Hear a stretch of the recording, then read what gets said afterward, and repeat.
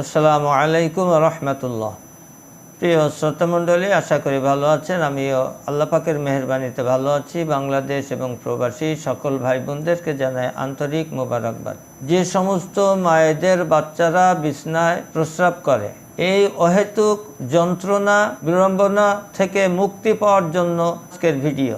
First last দেখবেন না টেনে, কারণ আমার প্রত্যেকটা কথা আপনাদের জন্য জরুরি।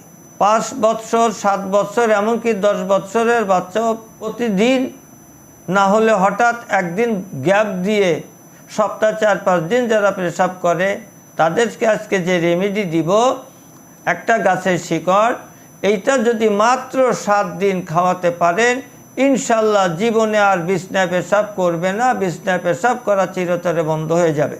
যে রেমেডি দিব, সে রেমেডি দেওয়ার আগে ছোট্ট একটি কথা বলে শেষ করছি। আপনারা জানেন, লক্ষ লক্ষ মা বোনেরা ভাইরা আমাকে ভালোবাসেন, আমি জানি। কোরআন ও হাদিসের আলোকে এবং গাছ গাছরা ফলমূল লতাপাতা ভেষজ চিকিৎসার মাধ্যমে নারী পুরুষ ছোট বড় জটিল কঠিন রোগের সমস্ত সুচিকিৎসা দিয়ে আসছি প্রায় 3 যুগ ধরে। যে সমস্ত ভাইরা মা ও বোনেদের যে কোনো সমস্যা হোক না কেন, স্ক্রিনে দেওয়া নম্বরে যোগাযোগ করে বা সরাসরি চেম্বারে এসে সুচিকিৎসা নিতে পারবেন ইনশাল্লাহ। ইনশাল্লাহ বাংলাদেশের ভিতরে 2 দিনের মধ্যে এবং বহির্বিশ্বে 7 থেকে 10 দিনের মধ্যে কুরিয়ার সার্ভিসে ওষুধ পৌঁছে যাবে ইনশাল্লাহ। তা চলুন আজকে কি আপনাদের দিতে যাচ্ছি।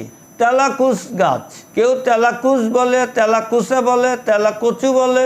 বিশেষ করে এই গাছটা চিনাল লতা বিশিষ্ট একটা গাছ, পটলের মতন ফল ধরে। এটা বললেই বাংলাদেশের সকল মানুষ চিনবে।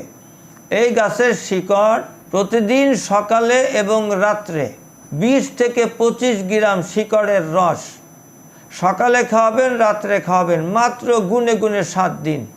ইনশাল্লাহ ইনশাল্লাহ আপনাদের বাচ্চা ছেলে হোক মেয়ে হোক কশিন কালেও আর বিছনায় পেশাব করবে না ইনশাল্লাহ। আল্লাহ পাকের কুদরতি রহমতে বরকতি গাছের ভিতরে আল্লাহ পাক কুদরতি ক্ষমতা দিয়ে রেখেছে। সেই কুদরতি ক্ষমতায় আপনার বাচ্চা আর পেশাব করবে না ইনশাল্লাহ ইনশাল্লাহ।